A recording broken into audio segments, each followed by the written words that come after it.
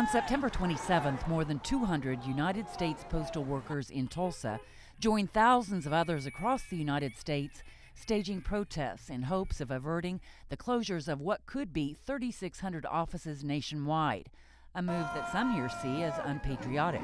When I was overseas, the Blue Star Mothers sent us boxes of mail and essentials that we couldn't get while we were there in theater, and it was very much appreciated. This protest certainly got the attention of rush hour motorists. But the workers don't think the many passersby, or for that matter, most Oklahomans, realize what may happen in their towns and communities after the first of the year. The Postal Service is currently reviewing 100 post offices across the state for closure or consolidation. The mail processing facility in Tulsa is on the possible closure list. With more than 500 employees, it is the largest location in Oklahoma which may be shuttered. But most of the targeted closures are in rural Oklahoma, where a post office is the town's lifeblood. It takes away from it being a township. You know, most any town you go through, not only in Oklahoma, but in any state, if it's just got 100 people in it, they have a post office, and that's what makes them a town. Wanda Nail knows firsthand the effects of a post office closure. She lives in the small town of Turley. It has a population of around 3,000. Many people who live there are elderly and of modest means. On September 10th, Turley's post office was closed. It make it hard on the bank, the laundromat, all the different business here, especially the older people.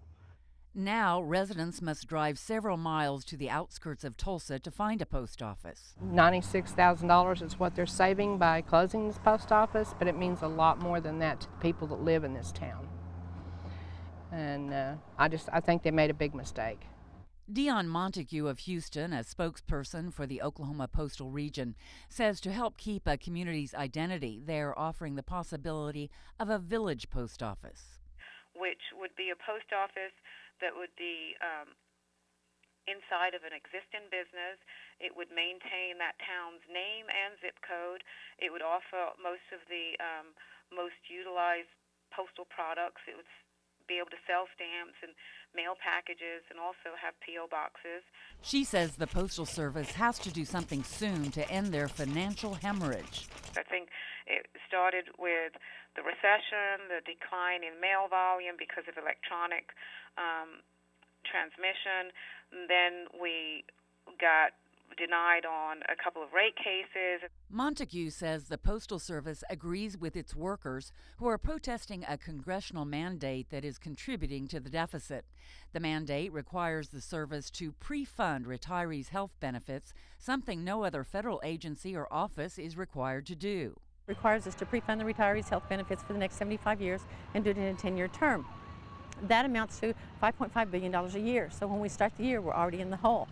Protesters also believe the passage of United States House Bill 1351 would also bolster their bottom line.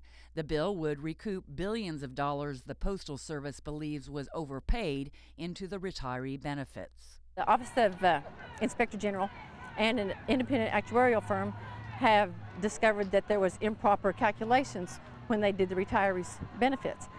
They think that we have overpaid into the retirees' benefits about $50 to $75 billion. But according to the Postal Service, those dollars aren't enough to save an institution Americans have relied on for more than 200 years. The service believes that the closures are inevitable. Ending Saturday deliveries is also possible.